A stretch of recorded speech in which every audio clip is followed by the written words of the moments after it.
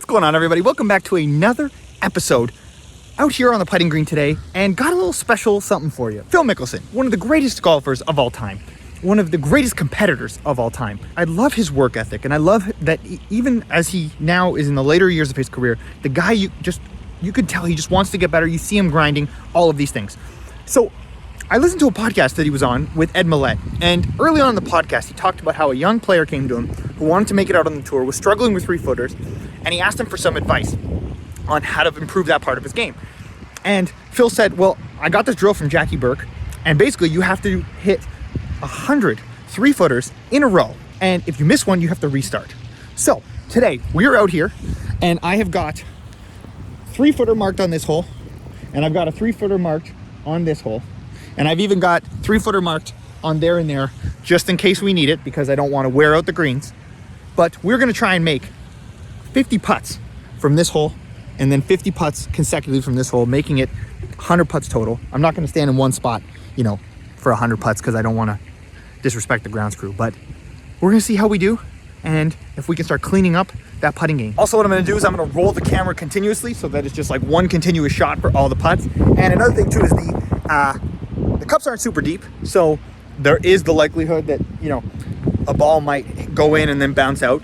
We're still going to count those, but if it's a true lip out, then we're going to start over. If it's a center cut and it bounces off the ball, then that still counts because that putt would have gone in. Without further ado, let's put in that work.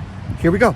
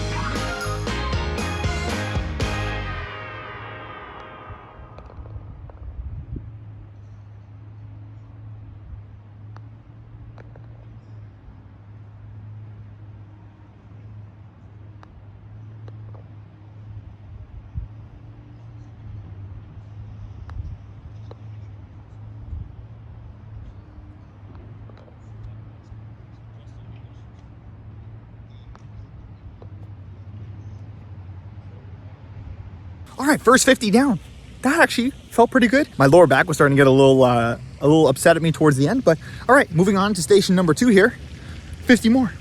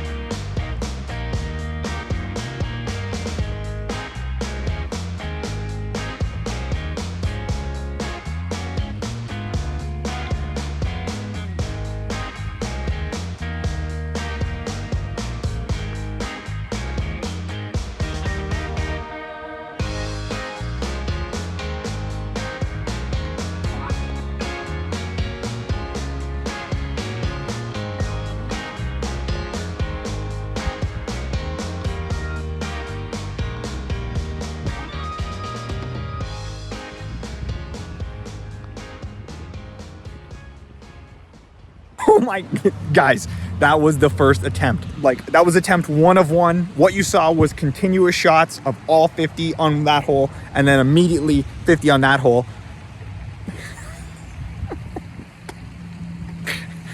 That is absolutely insane.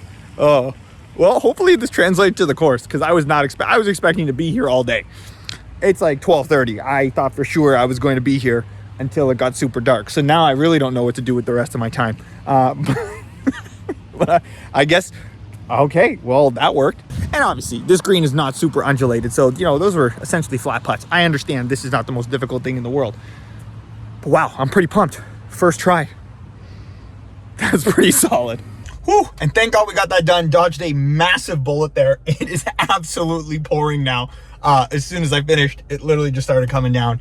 But you know what? That was a great exercise and a lot of great learning from that. Playing tournaments last year and just seeing, you know, where you can very quickly eliminate a lot of small errors. And I learned that like 3-foot putts are just the easiest way to just clean up your scores super, super quickly. And, you know, it's really great to just have that dialed in. And you know, my coach Max, who helps me with my short game, you know, he kind of reinforces all the time. He's like, what's the difference between an 8-foot putt for birdie and an 8-foot putt for par? And he's like, nothing. It's just an 8-foot putt. And you got to look at all putts kind of like that.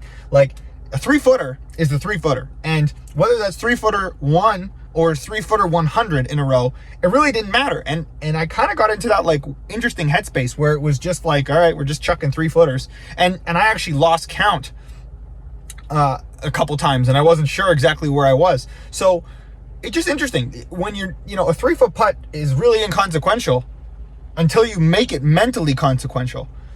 And that was really interesting with this exercise. You know, I only started to get a little tight on like putt 45 of each round.